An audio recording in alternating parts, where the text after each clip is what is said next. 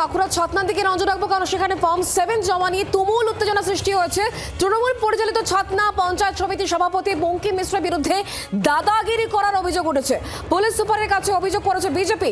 অভিযোগ, ফর্ম জমা করা নিয়ে ওই ব্লকে জয়েন্ট বিডিওর সঙ্গে আলোচনার মাঝে সেখানে দলবল নিয়ে হাজির হয়ে গিয়ে একেবারে দাদাগিরি শুরু করে দেন তৃণমূল পরিচালিত ছাতনা পঞ্চায়েত সমিতির সভাপতি বঙ্কিম মিশ্র।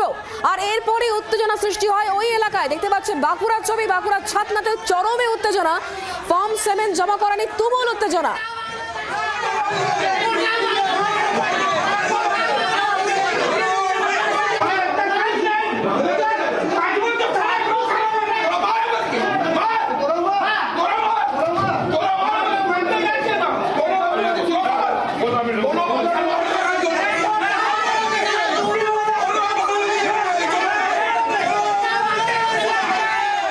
বাঁকুড়ার ছাতনার ছবি দেখতে পাচ্ছেন, এখানে ফর্ম 7 জমা করা নিয়ে কিন্তু তুমুল উত্তেজনা সৃষ্টি হয় এবং যে অভিযোগ উঠছে তৃণমূল পরিচালিত ছাতনা পঞ্চায়েত সমিতির সভাপতি তিনি দলবল নিয়ে ঢুকে পড়েন। তার নাম বঙ্কিম মিশ্র, তার বিরুদ্ধে উঠছে দাদাগিরি করার অভিযোগ। আর এরপরে চরমে উত্তেজনা সৃষ্টি হয়েছে। ঠিক কি হয়েছে, কি বলতে চাইছেন আসলে বঙ্কিম গিরি, আমরা জানবো, কথা বলবো। মৃত্যুঞ্জয় আমাদের সঙ্গে রয়েছেন, আমাদের প্রতিনিধি টেলিফোন লাইনে। মৃত্যুঞ্জয়, কি হয়েছিল বাঁকুড়া ছাতনাতে?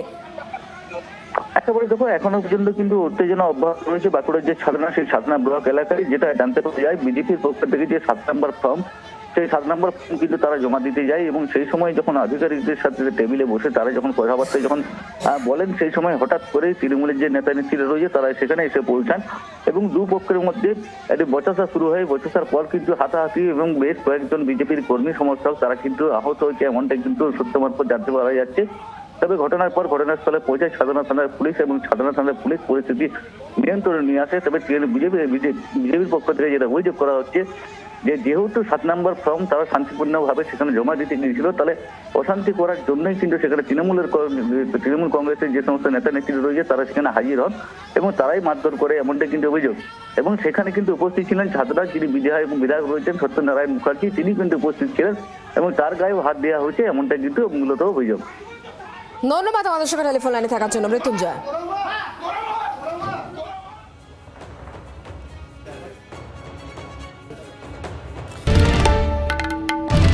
বাংলার আওয়াজ, বাঙালির আবেগ, জি 24 ঘন্টা।